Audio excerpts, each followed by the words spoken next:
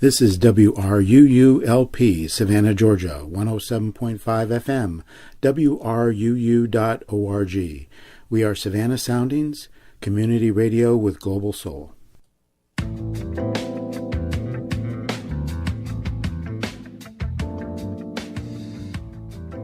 You are listening to One Human Nation with your host, Sandy Batiste. This program will be talking about race and race relations in your community and nationally. Our goal is to be open, honest, and productive.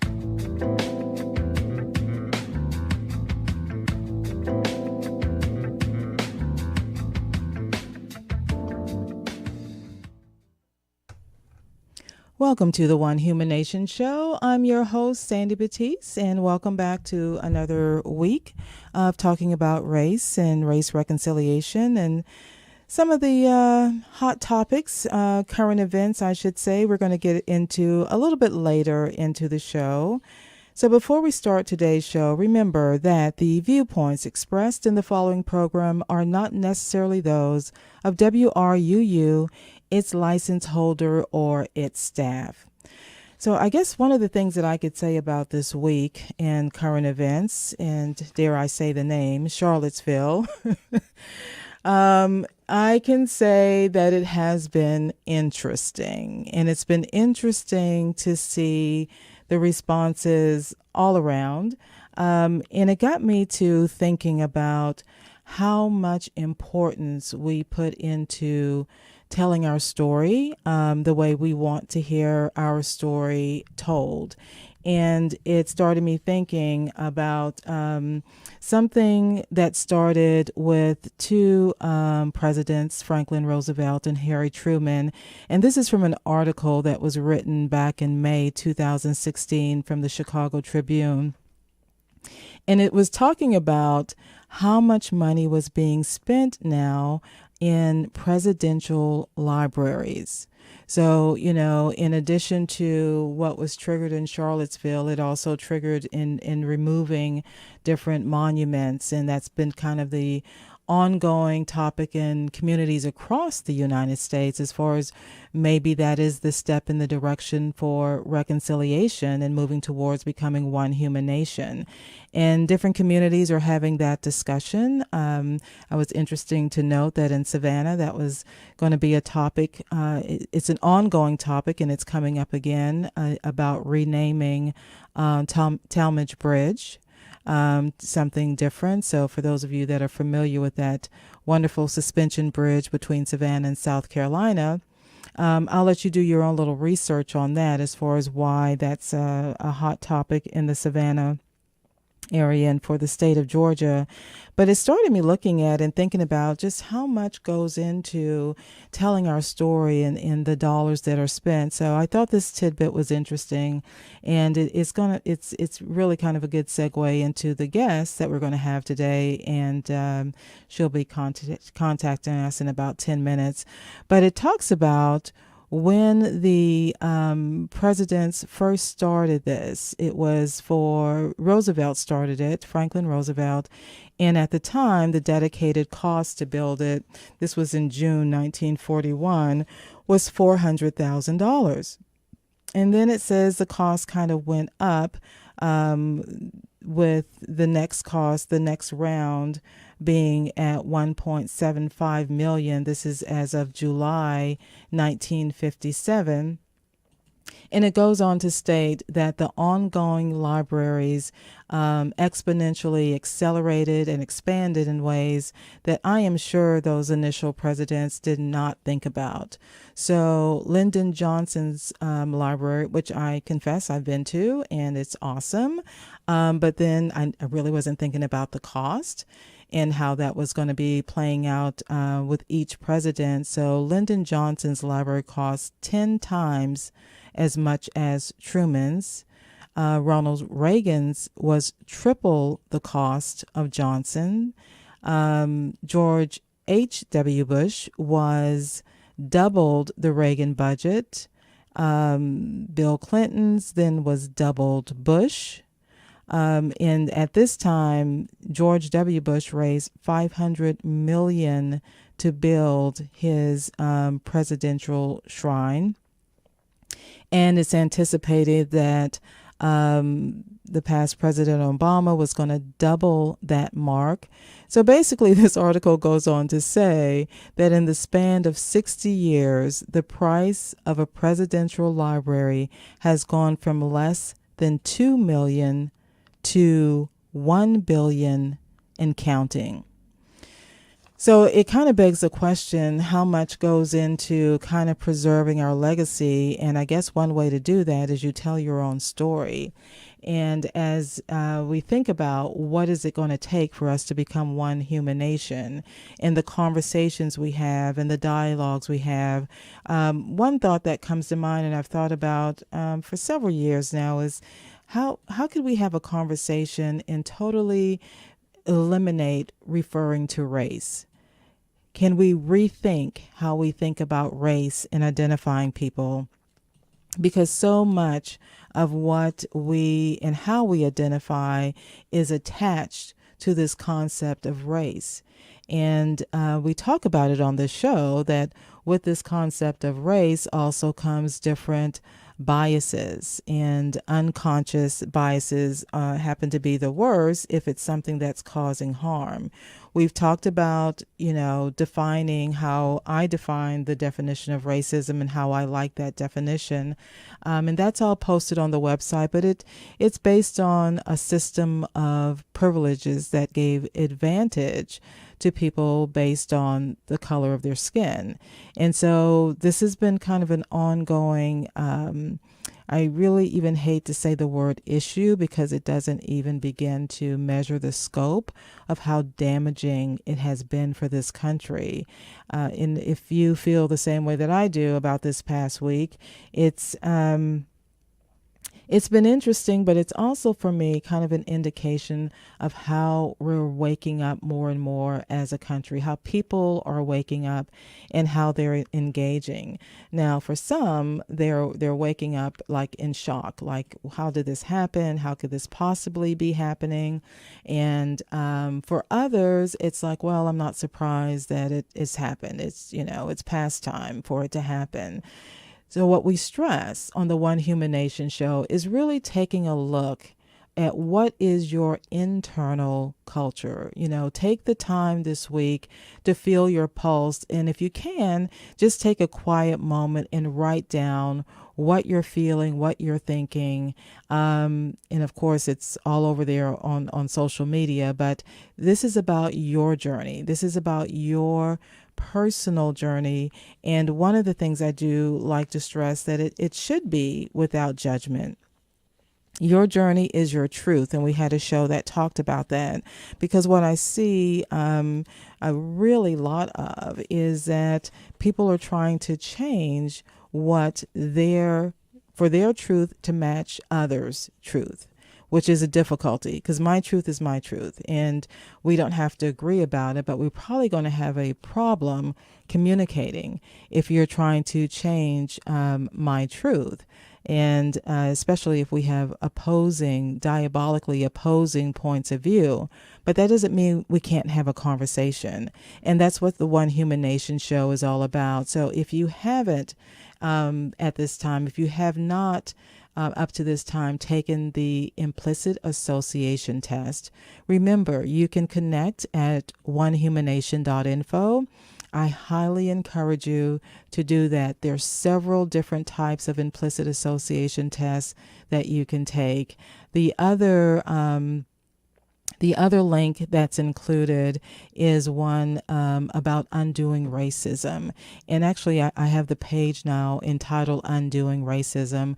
And there is a link there to a very old activity, 20 years. It was when this was initially created by Peggy McIntosh. If you have not had the opportunity to read through and do the unpacking, at the time it was called knapsack, now we call it backpack, so that kind of gives you an idea of when this was written, but the information is still very relevant. So I highly recommend that you take a moment and just gauge where you are.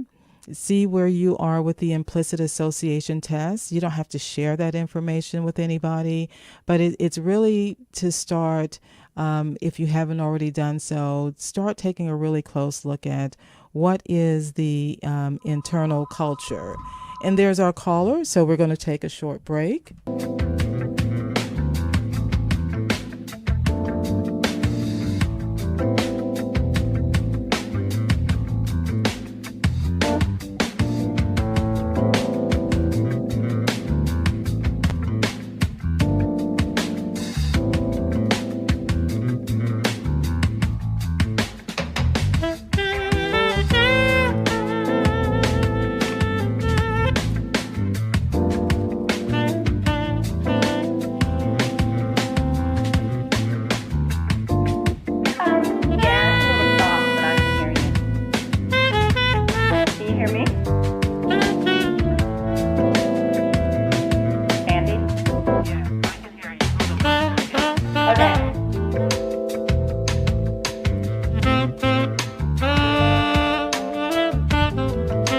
Okay, Sheila, can you hear me?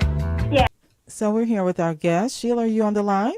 Yes, I am, Sandy. Hello. Hello, and welcome to the One Human Nation show. Thank you for joining us. I talked a little bit at the beginning that it's been a very interesting week, and we're gonna save some of that juice for later at the end of the show because I don't want to take anything away from some of the stories you're going to tell that really I've been thinking about to the point that it's going to challenge me, and I'm going to challenge the listeners to kind of think about how we think about race. But let's start with your early years, your stories as far as like where you grew up and what was the neighborhood like. And, you know, you don't have to say the exact year, but, you know, because, you know, you and I are probably, you know, in the same time warp as I like to say. So we've seen a lot, really, when you think about it, in the span of decades from the time we started in elementary school. But if you can start with, you know, what was your environment growing up? Wow. Well, I'm originally from Pittsburgh, Pennsylvania. Okay. And so, let's see, I had an interesting situation where I started probably from about 1 until 12 living in one community. And then when I was 12 years old, our family relocated to a different community. And so, you know, in some ways they were worlds apart. When I was younger, you know, the community I lived in was what people identify as a mixed community. Okay. We had, you know, African Americans and Caucasians, and in Pittsburgh, it's very ethnically segregated, I would say. You know, there's a neighborhood known to be where the Italians lived or the Germans lived and the Jewish people. You know, so, but where I lived, in a place called Wilkinsburg at the time, again, it was a mixed community. It's kind of funny because I actually did not realize one of my playmates, this guy named Robert, I didn't realize he was Caucasian. You know, the concept, I didn't have a grasp of it at that time. And I'm, you know, and we're playing together when I was probably before school, you know, to about 6th grade. And so, you know, I actually, and I'm kind of embarrassed to say this, but I thought everyone was the same, that, you know, we all were born, let's say, white, Caucasian, and then depending on how long you stayed outside was whether or not, you know, you had a darker complexion. Okay. So I did not realize Robert was what people were calling white or Caucasian. And this young guy, you know, he was fair-skinned, freckles, and red hair, Sandy. So that should just give you an idea of where my little mind was. But you were in your bubble, so hey, that was your truth. And I was loving life because, again, it was a close-knit community. It was back in the day when, you know, my neighbor's mother or neighbor's father could speak to me and give me direction. could discipline me and say, no, you need to go sit down or you need to go do this. Right. And, you listened. So when one parent came outside as the whole neighborhood of children were playing and gave us an instruction, we all listened. Exactly. So, those were my formative years, let's say. I loved living in that community. I had friends next door. My one girlfriend is unique. Her great-grandmother lived up a block. Her grandparents lived next door to me, and then she lived next door to her grandparents. Wow. So, it was a wonderful community to live in. But then as things began to change, and, my parents, they were all about providing us the best. I have 2 brothers. I'm the only daughter, and I am a middle child, if you want to go there. But the unique thing is I'm the only girl, and the only granddaughter on my father's side. So, I did get some attention for that. Yeah, just a little. Just a little. But, my parents were big on making sure that we had a wonderful upbringing, making sure that we had opportunities for a better life. And so, when I was around 12 years old, they decided to move because back then the trend was, if you recall, to move to the suburbs was kind of moving on up. If you're familiar with George Jefferson, the TV show. And so, my parents wanted to make sure that we had an excellent public school education. And so they moved us probably, I would say at least 20, 25 minutes away from that particular neighborhood out to the suburbs where we lived closer to the mall, because that was a whole nother phenomenon. Oh, yeah, that's right. Shopping malls. And so, without them really knowing the dynamics of the neighborhood, we ended up relocating to a neighborhood where we were the first and only people of color to live there. Oh, okay. Yes. So, that was a wake-up experience for me, if I want to be really frank about it. Right. Back then they did have the system in place where they would direct certain cultures to certain areas. Right. So my mom actually found the house on her own without an agent, and that's how we ended up in a section of the community where there was no one else like us. Okay. So and I can share with you a little bit about that experience if you would like. Sure. Okay, so it was interesting because when we moved to the community, just moving there, the day we actually, unloaded the truck, was kind of interesting.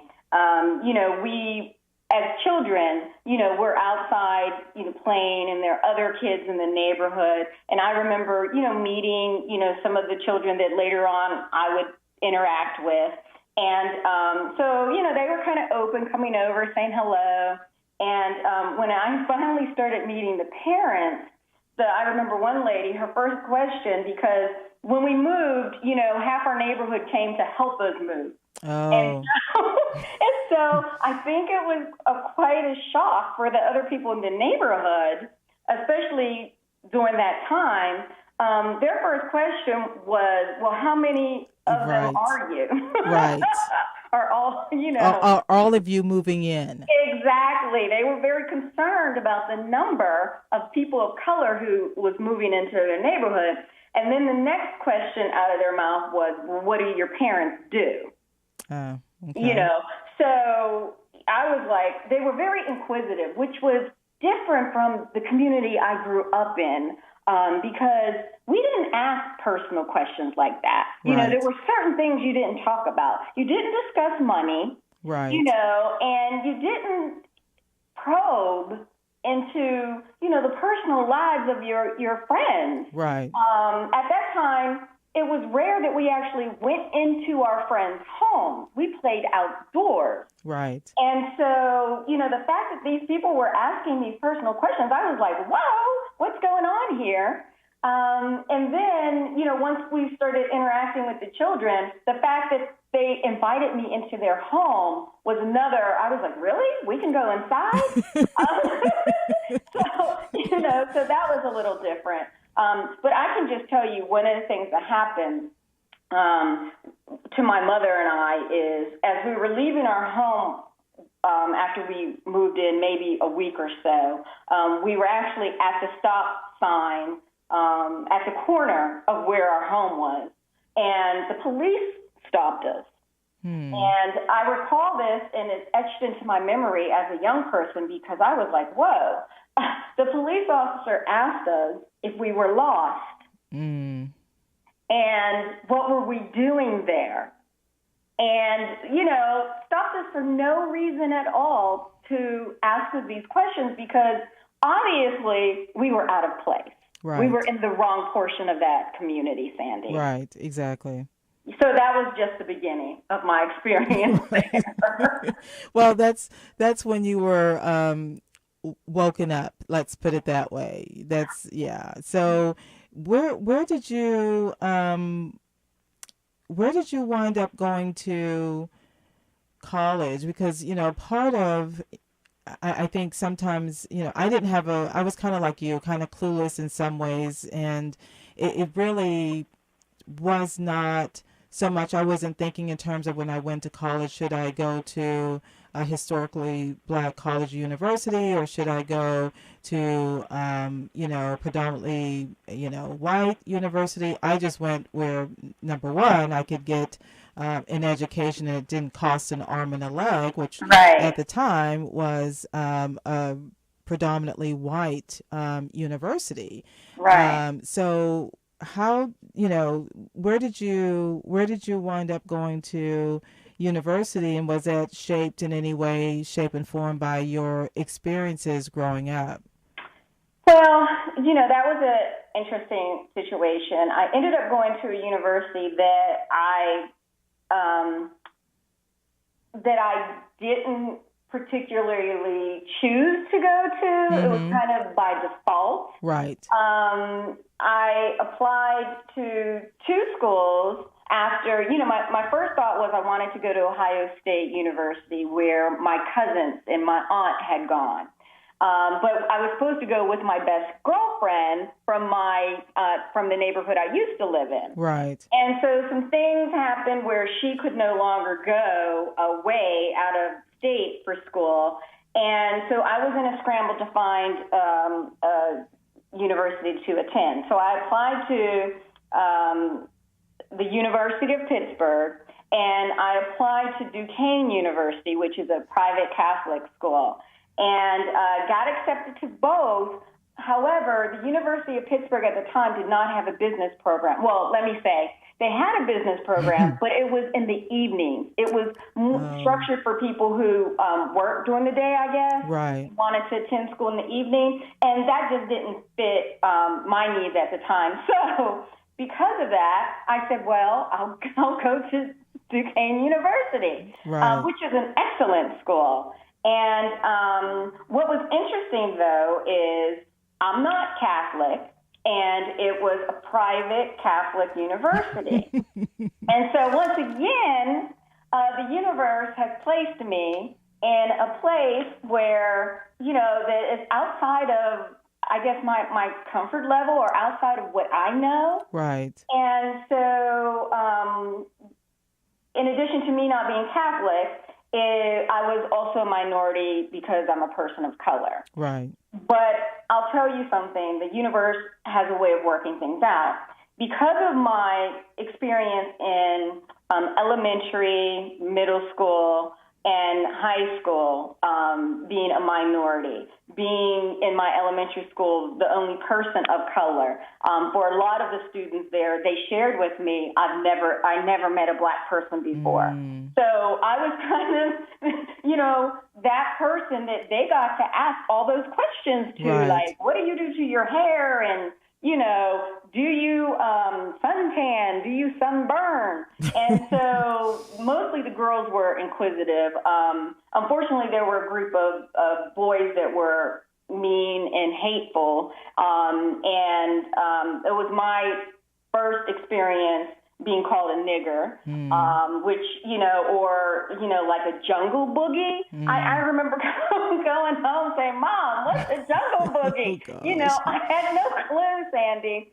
But because of what I experienced there, and like I said, in middle school and high school, when I got to college, especially in my latter years, my junior year and my senior year, I was in the School of Business, and I studied marketing. And so in those classes, I might be the only African American, or there might be one other person. Right. So, because the universe had prepared me for that, I would walk into the classroom and I would look around and I'm like, okay, there's no one else in here who looks like me.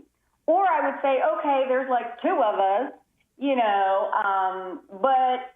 but then I was able to say, I'm here to learn. Let me sit down. And I was taught, you sit up front so the professor gets to know who you are. Right. And so, I would stand out anyway, but it prepared me for that environment where there were some of my classmates who came from Washington, D.C., or, New York or Philadelphia, some of the more urban areas in the United States, who really had some challenges with that. They weren't used to that. They came from a community where they were not, one of or two, one of two people in the classroom. But I was lucky at that time that I actually had that prior experience. Now, when I was going through it as a young person, I thought my parents had lost their mind. I'm like, why did y'all move me out here? Right. It was almost like, people learning to walk again. Right. I had to now really look at, who am I? Why am I being treated this way? Right. And what am I going to do with all that? How am I going to survive? And, unfortunately, like I said, because of the group of guys who kind of terrorized me, I had to adapt to a threatening environment on a daily basis. I had to survive in a community that, was not favorable to me. And I'll be honest with you, I had to fight my way through it. Yeah. Literally. When I would be on the playground and all of a sudden, this football would accidentally find my head. And once it hit me, a group of boys would be laughing. I had to defend myself. Right. That coupled with me trying to get an education as someone who was 12, 13, 14 years old, it was a lot to deal with. And I'm sure, I don't know what message you got from your parents, but similar situation. But the message, that I received at a very young age was what you pretty much said, you're here to get an education. I mean, but my parents did kind of prepare me for, you're there to get an education, and there are people going to talk about you, they're going to call you names, and pretty much you ignore it was the message I got, unless somebody, now you were being physically, that was the only caveat. If you need to defend yourself, you defend yourself, that kind of deal. But that was the message. And when you get that message constantly, I mean, that's what you get, the message from your parents. So, so let me ask you, as far as, because my experience was a little bit different, because the community that I still was living in was primarily African American. Right. And so it was a little bit different. But I do want to get to kind of the fast forwarding through your dating years and having a family and what that led to. But I'm looking at the time, and I notice it's a little break time for me. So if you'll stay on the line, I'm going to do this quick announcement. Okay. And I'll be right back with you. So hold on, okay? Okay. This portion of WRUU-LP Savannah Sounding's programming is made possible by a grant from Sentient Bean, offering fair trade coffee, vegan and vegetarian food, and breakfast all day. Located at 13 East Park Avenue, across the street from the tennis courts at Forsyth Park. Our menu and special events listings can be found at sentientbean.com. As a business, if you enjoy our programming on WRUU-LP, please support the station with a donation. Let your customers, neighbors, and friends know that you share our vision of building a thriving community based on diverse, vibrant radio programming. As a business partner, our listeners will know you support Savannah's only broad-based community radio station.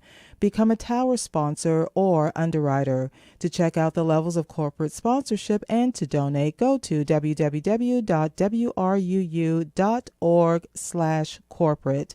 Again, to check out the levels of corporate sponsorship and to donate, go to www.wruu.org/corporate.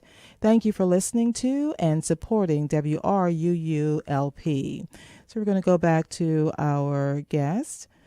So Sheila, are you there? Yes, I am, Sandy. Okay, perfect. So, I think we got a pretty good foundation of the growing up years, and we're going to fast forward a little bit because I do want to get to the cycle where you actually, got married and have a family, had a child. So kind of explain to me how that all transitioned and came into being. Well, after college and working in Pennsylvania for a while, I just wanted to be in a place where I felt that I could have employment opportunity where I could grow and accomplish all the goals that I had in mind for my career. And so that led me to leaving Pennsylvania and relocating to Washington, D.C. Okay. It's interesting because it's kind of like a Pennsylvania suburb, if you want to look at it that way. A lot of people, it was like a natural migration for professional or educated African Americans to relocate to the, Maryland, Virginia, right, area. And so I was among a group of friends who did that. And that's where I got married, and that's where my daughter was born. And so I just so happened to marry someone who is not of my ethnicity makeup. He's actually part Arab, part Lebanese, and part Scottish.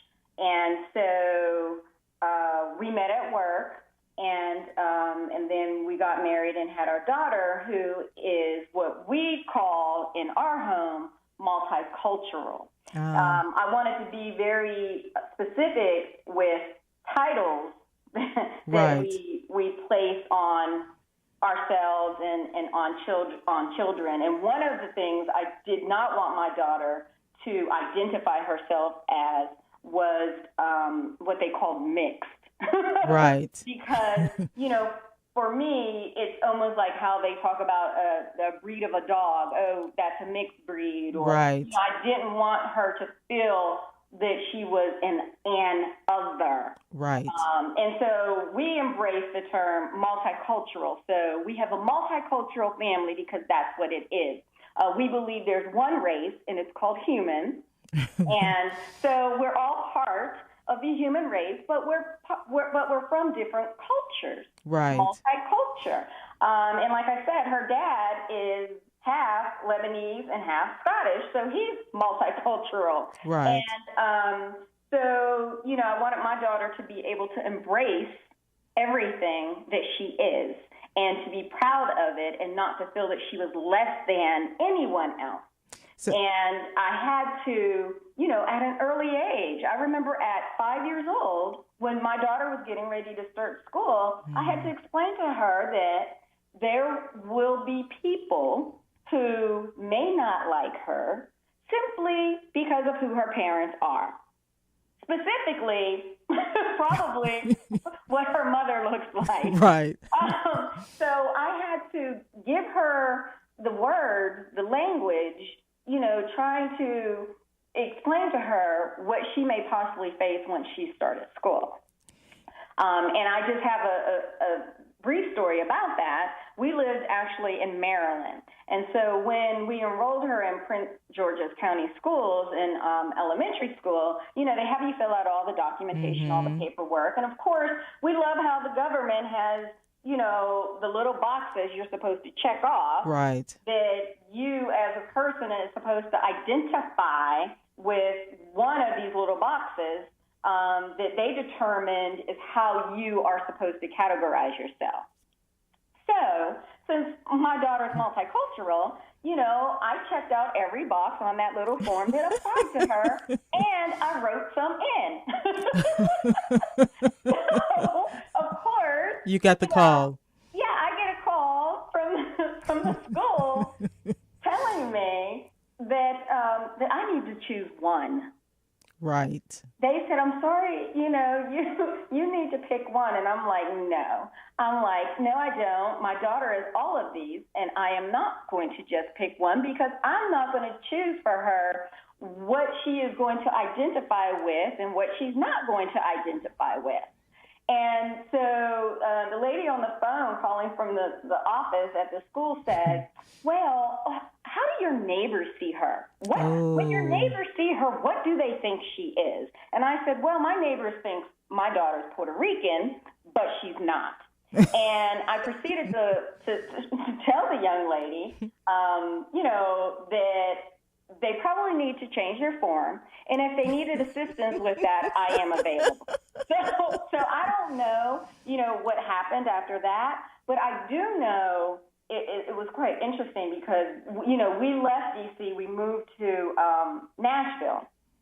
And it's interesting, depending on who shows up at the school first, as to how my daughter is categorized. Because in Nashville, my daughter was white. Okay. So, and it was interesting how I found it out because they were using codes. And,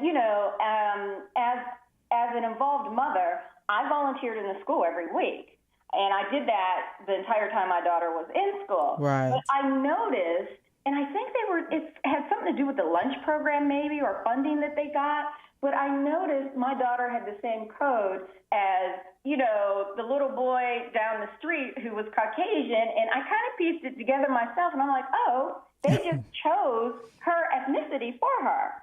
And at that time, her father had taken her up to school, instead of me.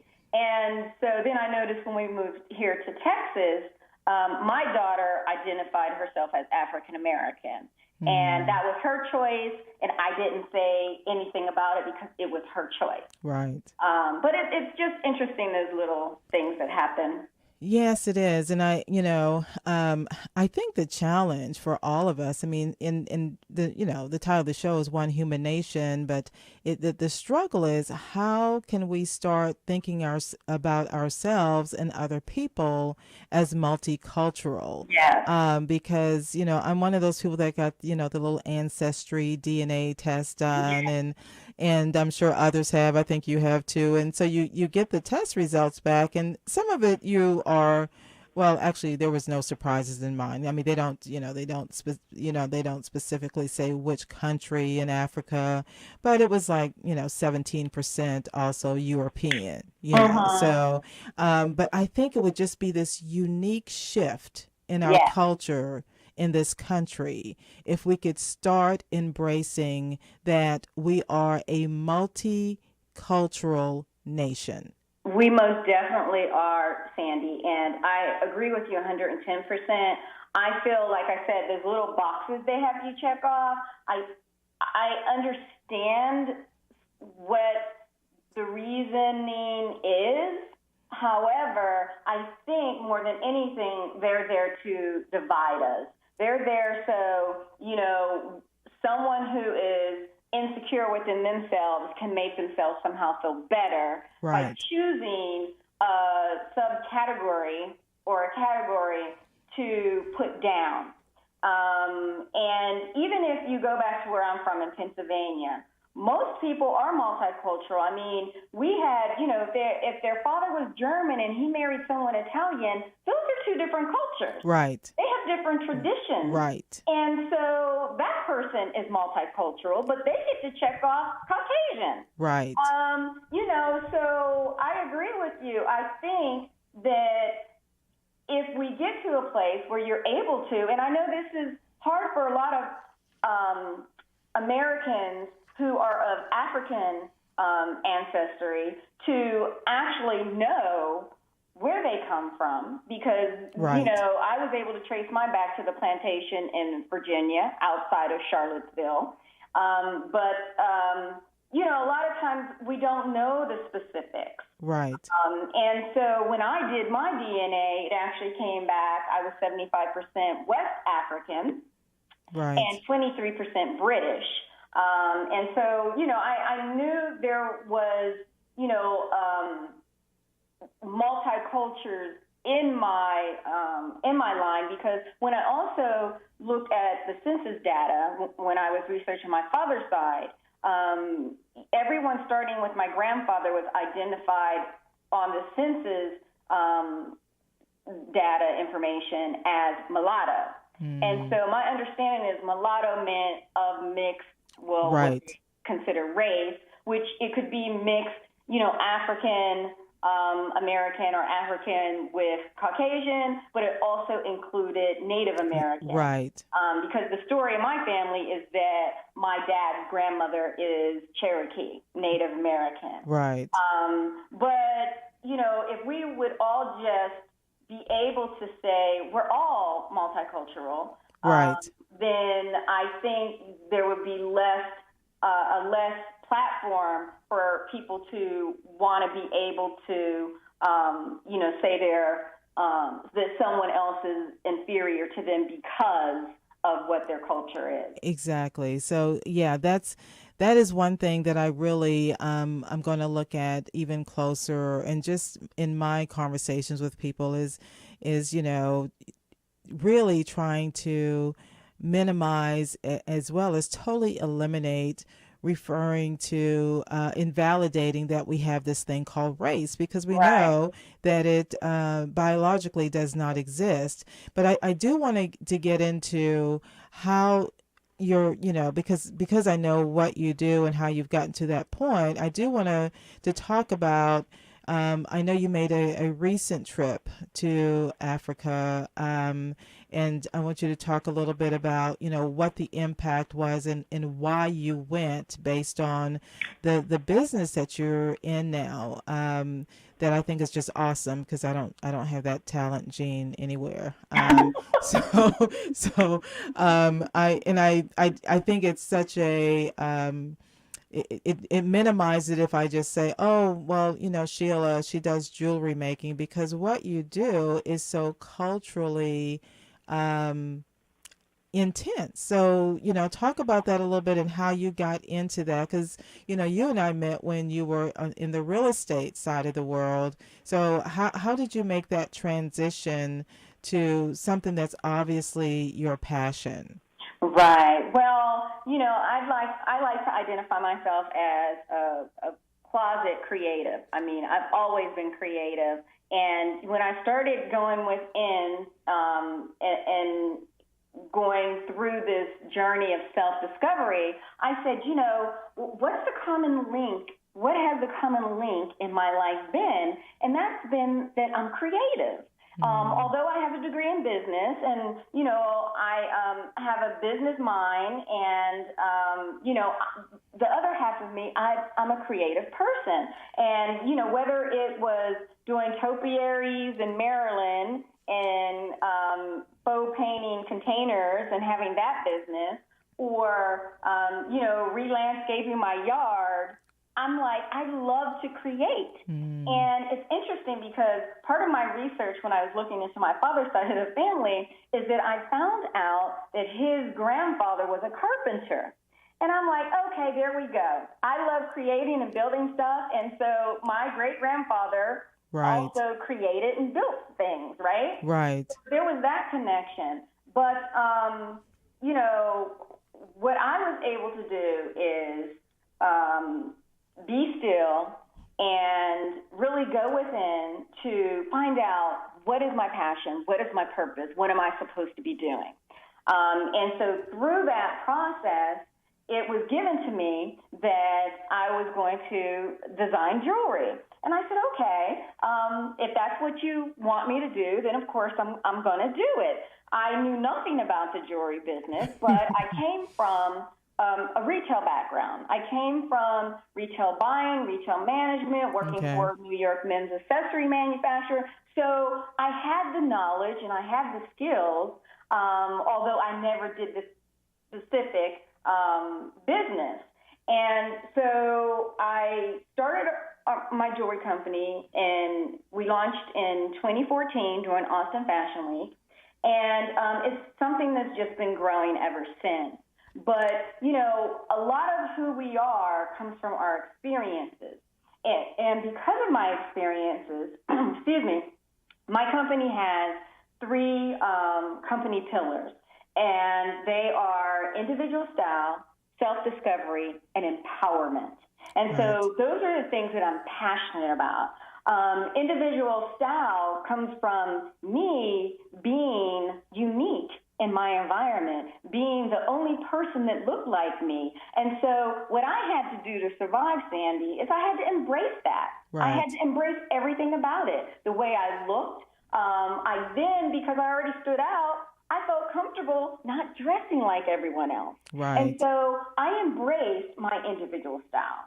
And like I said, more recently, I went through my journey of self-discovery and finding out what is my purpose, what am I called to do, and what are my, we have this debate about your gifts and your skills. And so, I'm like, my gift is I'm a creator. And so I embrace that. And then the other thing, and like you said, we know each other from my real estate career and how I was involved in the leadership community and that industry when I was president of Women's Council of Realtors. I did a lot of mentoring. I loved sharing my experiences, sharing my stories, being able to help someone else be successful in their business. And so that's where the empowerment comes from. Part of my company, Hawkins Bucklew Handcrafted Jewelry Designs, part of what we do is we have a social arm that we're committed to empowering underserved women. We're committed to empowering creative entrepreneurship for women. And so because of that, I was able to, once again, be a mentor for the Mandela Washington Fellowship Program that was brought into play during President Obama's term. And so it is actually managed by the State Department. And so through that participation in the Mandela Washington Fellowship Program here in Austin with our host University of Texas, I was able to, along with my mentee, apply for what is called the Mandela Washington Fellowship Reciprocal Exchange Program. And so what that does is the fellows come from the African continent, and they, a group of them came here to Austin, Texas, and they participate in, I believe it's a 6 or 8 week intensive program here about entrepreneurship, how to run a business, how we run businesses here in the United States.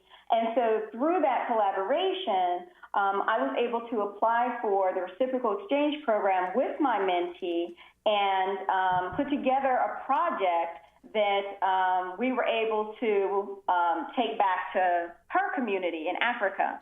Hawa Lima, she's a fashion designer in Nigeria. Okay. And so we applied for the program, and we were actually selected and awarded some financial support in order to do we did a creative entrepreneurship boot camp in Lagos, Nigeria in April.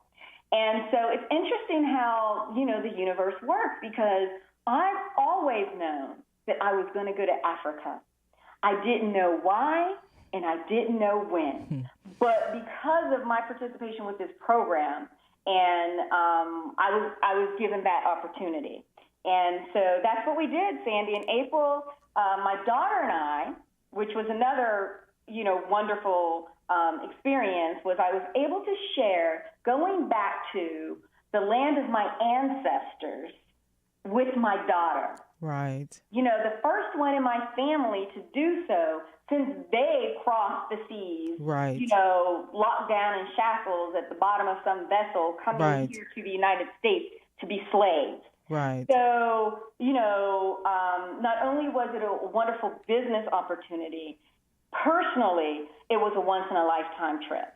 I think that's awesome. And I'm looking at the time. So one of the things is I will invite you to come back to the show and talk more about that experience in the future, because I kind of feel like we were just kind of getting to that point of what that was actually like for you to place your feet the first time on the continent of Africa, and what that experience was like. And I know if you start, we're going to totally run out of time, but I'm going to invite you back to share that story. But if someone wanted to get in contact with you, Sheila, what's the website, or what's the best way for them to contact you?